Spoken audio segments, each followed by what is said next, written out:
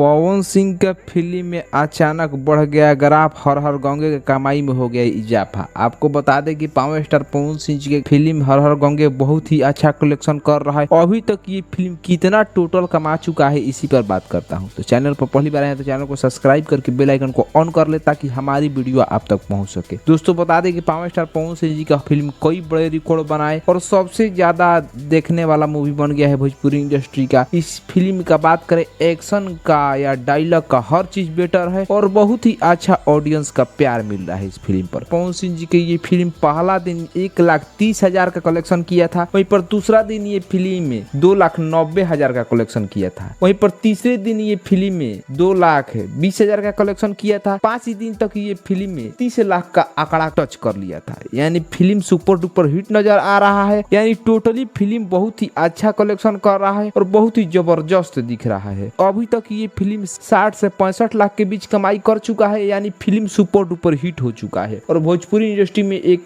History create करके रख दिया है। तो दोस्तों आपको क्या लगता है कि ये फिल्म कितना तक कमाई कर सकता है टोटली? आप कमेंट करके अपना प्रतिक्रिया दीजिए और हर हर गंगे फिल्म आपको कैसा लगा ये भी आप बताइए। तो मिलते हैं नेक्स्ट वीडियो में, धन्यवाद।